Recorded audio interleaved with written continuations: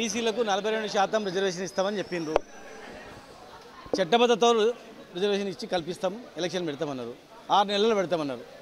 6 నెలలు దాటిపోయింది, 2 సంవత్సరాలు వచ్చింది. జియోతో కాదని మొదటి నుంచి చెప్పినాం మేము.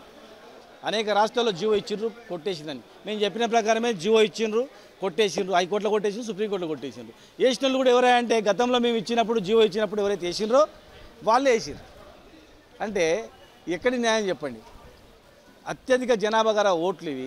ఈ ఓట్లతోనే ఎమ్మెల్యేలు అవుతారు, ఈ ఓట్లతోనే ఎంపీలు అవుతారు, ఈ ఓట్లతోనే ముఖ్యమంత్రులు ప్రధానమంత్రులు అవుతారు. 80 కోట్ల జనాభా ఈ దేశంలో, 2.5 కోట్లు ఈ రాష్ట్రంలో. కనీసం స్థానిక సంస్థలలో కూడా రిజర్వేషన్ లేకపోతే ఇక రేపు ఒక ఉద్యమం వస్తుంది, మన ఓట్లు మనం వేసుకోవాలనేటువంటి ఆలోచన వచ్చి పెద్ద ఉద్యమం వచ్చింది అనుకో, అప్పుడు ఏమైతే చెప్పండి? కనుక అందరు పెద్ద మనసుతో దీన్ని విజయవంతం చేసి రాజ్యాంగ సవరణ చేసి రిజర్వేషన్ కల్పించేటట్టు చేయాలి. కాంగ్రెస్ బీజేపీ పార్టీ ప్రధాన పాత్ర. ఎందుకంటే దేశంలో వాళ్ళు అనుకుంటే 2 గంటల్లో అయిపోతుంది, 2 రోజుల్లో అయిపోతుంది. కనుక రాహుల్ గాంధీ గారు, ప్రధానమంత్రి గారు మరి వాళ్ళు ఆలోచన చేయాలి. ఈ పార్టీ వాళ్ళు కూడా ఆ పార్టీ మీద ఒత్తిడి తీసుకొచ్చి రిజర్వేషన్ వచ్చేటట్లు కృషి చేయాలి. ఎవరు రిజర్వేషన్ ఇస్తే వాళ్ళకి పేరు ఉంటుంది, చరిత్ర మిలిగిపోతారు. రిజర్వేషన్ ఇవ్వకుండా ఏదో చెప్తే మేము జియో ఇస్తామంటే జియో కొట్టేస్తారని చెప్పినాం, కొట్టేసిండ్రు.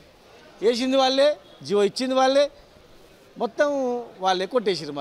మళ్ళీ సుప్రీంకోర్టులో వేసిన వాళ్ళే కొట్టేసారు. అంతా ఒక డ్రామాలాగా ఉంది అంతా. కనుక అందరికి రిజర్వేషన్ కావాలి, అన్ని వర్గాల వాళ్ళు రేపు మద్దతు తెలపాలి బంద్కు.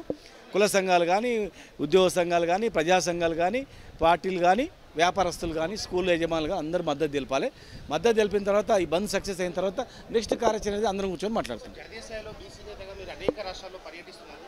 ఆ క్రమంలోనే ఇప్పుడు జాతీయ స్థాయిలో కూడా ఈ ఉద్యమానికి ఎలాంటి మద్దతు ఇక్కడ స్టార్ట్ అవుతుంది. ఇక్కడ అగ్ని కొడితే ఈ అగ్ని దేశం అంతా అంటుకుంటుంది.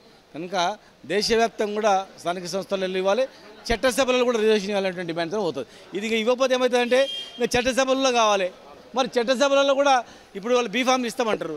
సరే, చట్టసభలో కూడా బీఫామ్లు అట్లే ఇస్తారా? మొత్తం ఆ పార్టీలు చెప్పండి. అట్లా ఇస్తామని చెప్పి జనం చెప్పాలండి.